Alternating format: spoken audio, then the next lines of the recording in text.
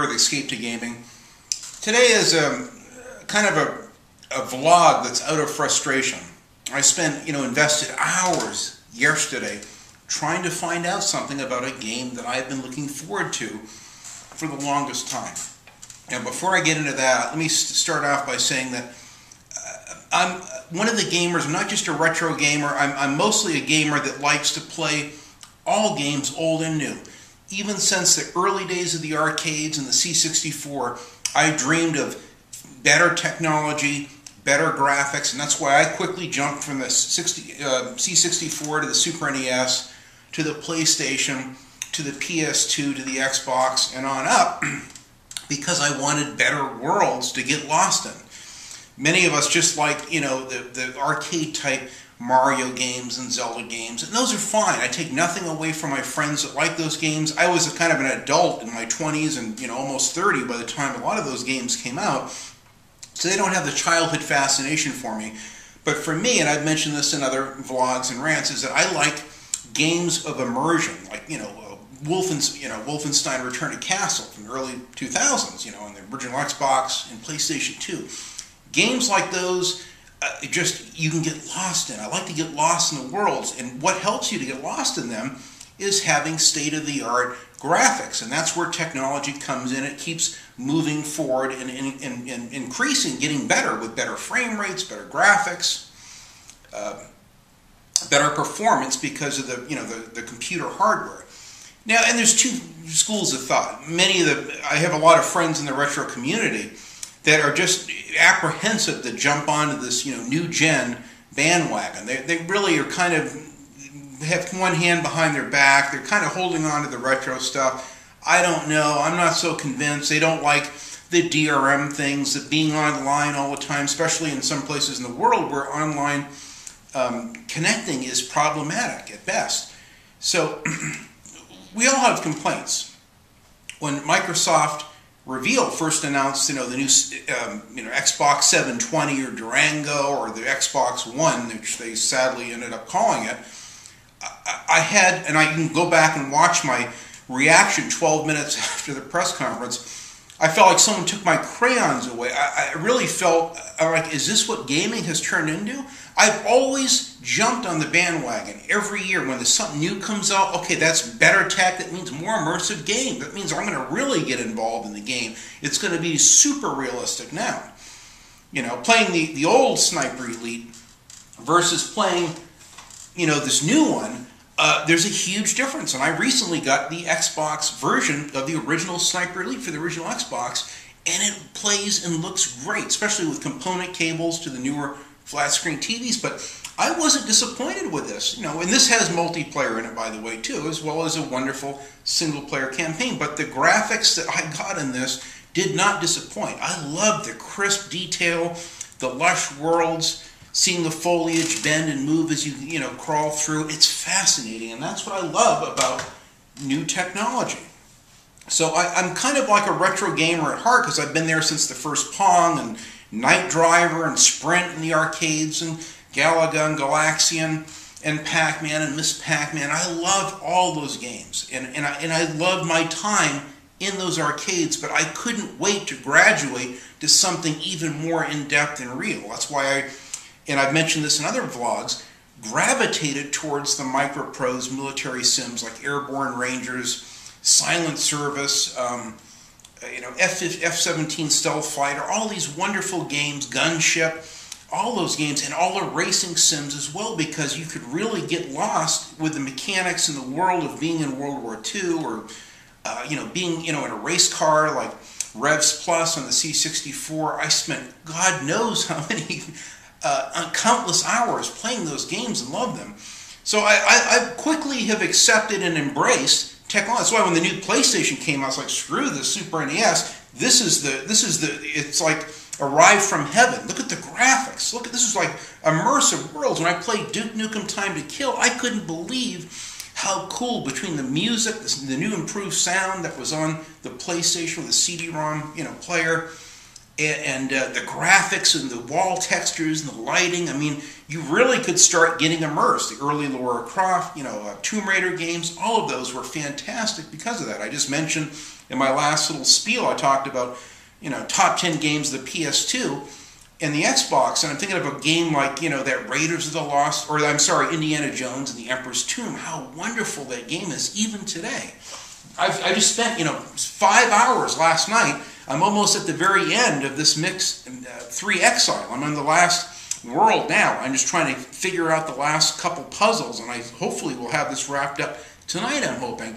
And it's great because I can go back and take these old Xbox and PlayStation 2 games, or PlayStation 1, or, Sega Genesis games for that matter, and still enjoy them today, and probably another 20 years from now. I'll be in my 70s and I can still play, providing I have a working Xbox where the clock, capacitor hasn't leaked or created a problem. But if everything holds out, that's why I have 3 original Xboxes, because I love this console so much. I'm hoping that I can play this, and I will, into my 70s, as I hope to play Max Payne 3 well into my 70s. I'm looking to play this game again. I love this game and want to play it. I want to be able to play Rage again. I want to be able to pick up and play Forza Horizon any damn time I want, without servers to screw me up, without online, problems with being connected and hackers and all that. So, to me, I don't understand this new trend with these games like The Crew, which I was initially looking forward to. They had a version of my truck if I pre-ordered. I was all excited. I talked a year ago, after the first E3 that showed the demos of this, The Crew and the way the cars came together. And it says you can play it single player, but it also has a multiplayer component. So, okay, it would be like Burnout Paradise. You jump in and out, but you can basically play it offline. Well, little did I know, it's a server-based game. That means that you're basically renting the game. So when the servers are down, you might as well take this game and toss it, because you're renting the disc to play the game. Plus you have to pay, for Xbox Live Gold, or the PlayStation, Plus, or whatever the hell it is, so you can play those games online. And I've mentioned this before. I have many of my friends, probably half of them, love multiplayer, whether it's PC games or Xbox One or PlayStation 4 or 360, whatever, and I take nothing away from my friends that just love the multiplayer community. I have a lot of them. I don't play multiplayer that much anymore. I played it in 2011 and 12, a lot of Twisted Metal. They came out that Valentine's Day in, 2012 or 11, whenever the hell it was. And then Need for Speed The Run also. And I also played, I think, World at War for a little bit. I tried it online, and my experience with multiplayer has not been good.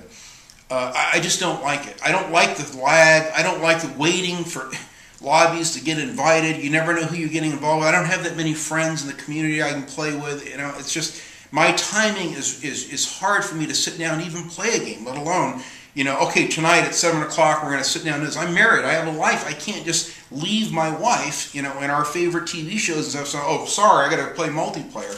So for me, it doesn't exist. Now, when I was in Southern California, I had several friends that would come by and we would play, even older consoles and systems. Dude, where's that Duke Nukem Time to Kill? Let's play some multiplayer. Oh, it's right here. Let's play 007 From Russia with Love, Jetpack multiplayer. It's fun as hell.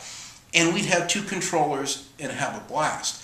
And have a whole evening of looking at each other and laugh. To me, that's real multiplayer. That's just my opinion. You sit on the couch, you see your friend laugh and spitting Diet Pepsi all over your carpet because he's having too much fun. Or, he gets out of control and, throws a controller or something because he's into it, It's fun to see the interaction. It loses something, like texting versus calling. It's the same principle. So for me, I love embracing new tech and technology, but I'm still kind of old-fashioned as an old dude that's 52 years old now. So I try to be open-minded and respect the community that loves, the Nintendo games, that loves the multiplayer, that loves a single-player. I'm a single-player, solo campaign kind of person by and large, as Mark Bussler also is from Classic Gamer. A lot of older guys are kind of like that. And in the beginning, I could see the people that jumped on, their Tides of War, Wolfenstein, Return to Castle, and multiplayer, even before Halo. That was the shit. It was really cool. The early Halo games, for people that got on the internet early and had a halfway decent connection and enjoyed Quake and those games, I missed that period because I didn't get on the internet till much later. So I missed out on a lot of that. And I take my hat off for those people that were the early pioneers of multiplayer. But it's never been my thing, or I guess forte. But this year we had many games that were all about single-player games. Wolfenstein: The New Order. I'm shocked they didn't even have multiplayer in it. Now, they were trying to focus on a good story, and I applaud Machine Games for that. I certainly wouldn't have minded if they wanted to, spend the money for an additional team to put a multiplayer component in it. If it had, especially a local split-screen deal, I would have been all over it. But I'd take nothing away from it. This was an incredible experience with no multiplayer. And out today, it's rare. Think about it. It's rare. Alien Isolation, another single-player experience with no multiplayer. At least I don't think it has. Very, very unusual today, in this day and age. But I applaud them for, Creative Assembly for creating it. They did a wonderful job. I'm dying to play this game. I've watched an entire playthrough because it's mesmerizing, and I love meaty campaigns, which this has. The new Metro redo. 2 wonderful story single-player campaigns in one game. I don't think there's multiplayer in this either. So there is obviously a trend and a desire for these single-player games out there, If they had included multiplayer in this, I wouldn't have been offended. That's great. So at least my friends could get something out of it if they wanted to play that. What's funny is you watch like Broken Games HD and people that are all about multiplayer. They dismissed these games because I think they dissed the games because they didn't have multiplayer in them. So I didn't think it was that great, unoriginal, quickly dismissed them because they're all about multiplayer, which I think is interesting. And I like his channel, by the way. It's really good news and gaming and what have you. But everyone's got their thing. I understand that. So imagine my surprise when I find out, I see a new article about they might have a sidekick cat that's in this new Dead Island 2 by Yager Studios, one of my favorite studios that did the wonderful Spec Ops: The Line. I was thrilled. I'm like, oh, this will be cool. You can have a cat as a sidekick. It's a little out there, but interesting. But then I read more into the article, and I'm reading about how the devs are all excited. This is going to be the world's smallest MMO. We can have up to 8 players now. It's all about online co-op, online co-op, and I'm like, that's all I'm reading. It's all about online, okay? Is there solo finally? Or you can just decide to go it solo after you go online. You have to be connected online, and then you can play the solo campaign. It also talks about how it's a world, kind of like Destiny, that's always going on, and that there'll be supply drops, and whoever is online and gets to the supply drop first gets that gun or the special machete or supply. I'm like, okay, that's great for online, for multiplayer, but what about the single player? And I'm reading, and I invested over 3 hours yesterday because I want the game. I'm extremely pumped about the trailers. The graphics look great. They kept. It's not as corny as like a game like Saints Row. They said that one of the developers said that they wanted to do a sunny, bright California and kind of juxtaposed against the serious nature of the zombies, kind of like Zombieland. Not so much a Shaun of the Dead as a tongue-in-cheek spoof, but they said it will have a light-hearted approach. I said, okay, I like that. It's not as muddy and gray and depressing looking as Dying Light, which I'm still on the fence on getting. And for all I know, that'll be another server-based game. Who knows? But I'm concerned about this new trend. I don't know where it's going at this point. I like I said, that I can go back and play Road Rash 2 on the Genesis or any of these Xbox 360 games, providing I have a working Xbox 360 a decade or 2 from now. I think is great. To me, that's what it's all about. So when the new Xbox One came out and it's all this DRM thing and you got to be connected online, a lot of people were turned off. And to Microsoft's credit, they listened to their consumer and they said, you know what, this is not popular, let's not push this on people. And Sony was going to do the same thing too. And they changed their policies, and thank God they did. It still hasn't swayed me because they took my favorite franchise, the Forza Horizon 2 and Forza 4, with the new Forza 5 and ruined it with this cloud. It has to be connected. It's all about drivatars. So before I get back to Dead Island, let me tell you about my frustration with this server-based community in online games. You're running the game. You connect to a server. The whole game is, they can achieve more technology and graphics and frame rate and everything because they have these powerful servers that can handle the bulk of the information that's on there. So I understand where they're going for it, I mean, where they're coming from, but the problem is that they have this forced drivatar thing. So my friend Cameron from Industrial Gamer, this guy plays more games than anybody I know. Every single new game out for the Xbox One, for the PlayStation 4, Xbox 360, PS3, he plays it, reviews it, does impressions, videos, vlogs about it.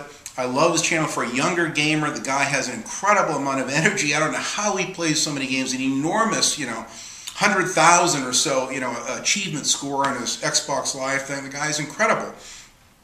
He just did his review of Forza Horizon 2, a game that I should have loved. Okay, a game that I wanted to get an Xbox One just to play that game. I would have spent $500, $600 just to play the new Forza Horizon 2. But no, Microsoft had to insist on a forced drivatar. So my friend Cameron reviews the game, and we have a mutual friend who I also see him online. He's on my Xbox Live friends list, and I think he's on a PlayStation friend list as well. I won't mention his name in case he's watching this, but he's an asshole driver. He purposely rams and smashes and creates havoc on the road because that's his style of racing. That's what he likes to do. He's having fun doing that, and that's fine if you want to do that. But the problem is that throughout my whole friends, he went through the entire campaign, every single race to complete Forza Horizon 2, and his drivatar, I would see his tweets about how furious he was, even jokingly. Every time he'd look in his mirror, he would see this mutual friend coming with their giant billboard, tag over their drivatar, and the drivatar fucked with him through the entire game, basically somewhat ruining his experience of the game. So now he's forced to play against unprofessional racers. If I wanted that experience, I'd play Need for Speed The Run again online. If I want to have people ramming into me, smashing me into guardrails, cutting me off at the beginning of every turn, at the start of every race, that's what it's all about. They have no ethics with racing. They have ruined Forza 5 and Forza Horizon 2, in my opinion. And I will not buy an Xbox One because of this, because of forced drivers. Why can't you toggle it off? You can't toggle it off because it has to be connected. It's an online server-based game. The new Crackdown game, I would go out and spend $700 to get a new Crackdown. I love Crackdown. It's one of my favorite exclusives on the Xbox 360. Come to find out, they get a new Crackdown game. And I say, okay, that's it. I may have to get an Xbox One. Forza Horizon 2 or Forza 5, not included, but I'll have to get one for Crackdown. And then I read, what am I hearing? What am I reading? Oh, it's a cloud-based game. Another heavy server-based game. The new Titanfall, only on the Xbox One and PC. It's all about multiplayer. They don't even have the consideration to even put a 5-hour single-player campaign in, which I would have bought. I would have bought the game, just like I bought Call of Duty Ghost the year before, just to play the short campaign. They don't even have the consideration to include that. They don't even have that many maps, and that game has fizzled out. Not that many people are playing. I have a few friends that still love the game and return to it time to time, like they do Destiny. Destiny, another server-based game, like The Crew, always online. What happens when it's not popular and they pull the plug on it? Take the disc and throw it across the room, and hopefully you'll hit the trash or recyclable bin, because that's all it's going to be good for. I'm into Posterity. I have close to 1,000 CDs in my music collection. People are like, "You still buy CDs when we have these iTunes and stuff?" I don't like having all my tunes in one little thing. My nephew has 8,000 songs on his iPad pad thing, if he still has it. What happens when it goes poof and it's gone? I guess they're backed up on the computer, I don't know, but I don't like that. I like physical backups on disk. That's why I have multiple games. I have some of the same games on the PS2 as I also have them on the Xbox. Same games on the Xbox 360 that I have on the PlayStation 3, just in case something happens down the road and a couple decades from now I want to play my favorite games. Squad-based tactical shooters like Freedom Fighters or anything else. Speaking of squad-based tactical shooters, a new Rainbow Six game is coming out. Another server-based game. Multiplayer only. They don't even have a single-player campaign. I mean, the list goes on. You got War Thunder. You've got Drive Club on the PS4, in case you think I'm just demonizing. You know, Microsoft, Sony's done the same thing with Drive Club, and it looks gorgeous. Probably because of this cloud, they can achieve these incredible graphics and rain effects, but I'm not interested. When these networks are hacked and are down all the time, it's no wonder why a lot of my retro friends are not quick to jump ship and jump on board with next gen, because of all of these issues with online connectivity, issues with hackers, the PlayStation Network or Xbox Live being down constantly. It's a pain in the ass. Now, I can play Far Cry 4 online if I want. It has an option. And it has an option to play it offline. I go in and go offline. I haven't even played connected to the Uplay thing, so I don't have the RoboCop gun, which I could care less about.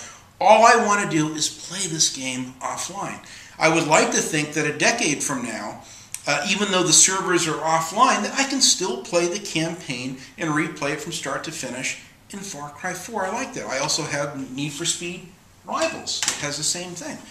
Same thing with, Grand Theft Auto 5. It's nice that they have a wonderful, heavy-duty, thick campaign, as well as a very cool online community. And this game has been rife with problems on the Xbox 360 and PlayStation 3 day one with the online server problems. Major issues with this getting launched a year ago. I don't know if they fixed those issues now with this new version, but this is a wonderful game, and I hope to be able to play this 20 years from now. Really, just like I can play San Andreas, which I've been playing recently. So, to me, it's about posterity. That's why I have over 5,000 DVDs and VHS tapes in my library, because I want to preserve those. And I don't buy every single movie. Today, I watch most of them via Netflix, either through rentals that come in the mail or through the instant streaming, of Netflix. Another wonderful technology when it works, and that's down about 25% of the time. I can't even watch Netflix, because, the Xbox Live thing is down or whatever. I mean, I went through weeks where I couldn't even buy an episode of The Walking Dead to watch. I had $50 in my account, in my Microsoft account, but I can't because the system was hacked. And I couldn't use any of the things to purchase anything through Xbox Live. So this is my issue. We've created this technological beast or monster that you have to feed it all this crap for it to work, and when it's hitting on all 8 cylinders, it's wonderful. And my friends relish in it with their multiplayer in this big online server-based community. But I'm concerned about all of these games that are coming out. I got a whole list here. Destiny, The Crew, Tom Clancy's The Division. It looks wonderful. Right up my alley. My kind of game. But it's a server-based game. You're renting the game. You might as well just rent it from PlayStation Now. It's the same thing. Because when the servers are down, you can throw that disc away. It's a shame because it looks like a wonderful game and concept.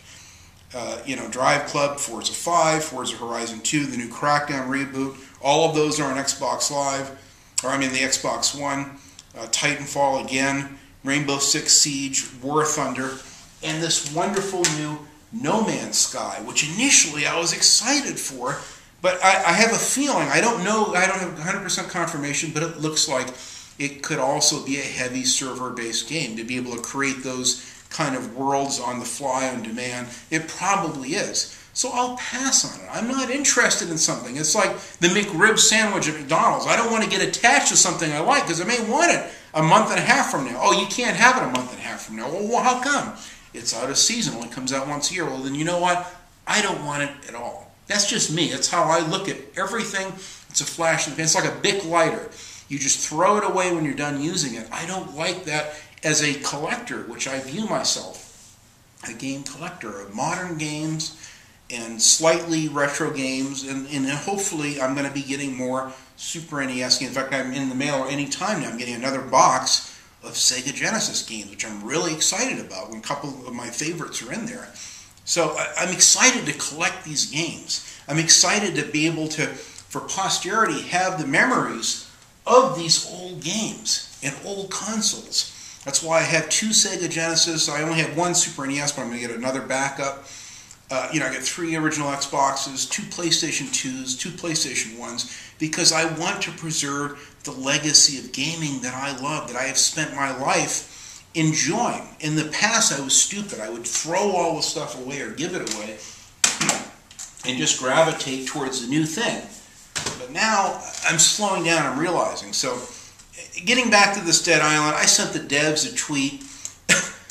One of my mutual friends on Twitter saw that and chimed, oh, it'll be just like the first Dead Island. You can be able to jump in and jump out. I go, oh, wait a minute. Have you read all of the articles? Don't be so quick to assume that, because I'm not seeing anything. It says that you can't even craft by pausing the game, that the game is always online, that you won't be able to pause it to do crafting. So I keep hearing and reading between the lines. It's very hard to determine, but it looks like it's just going to be a server-only game. I don't care how good the graphics are. I don't care how wonderful the zombies are in killing them. I will boycott that game and any other game that I see that I'm going to have to second guess from here on out every game that comes out. Now, ironically, yesterday, on top of sending multiple PMs via Facebook and Twitter to Jaeger, which I'm hoping to get an answer back from. I have a feeling I'm not going to get an answer.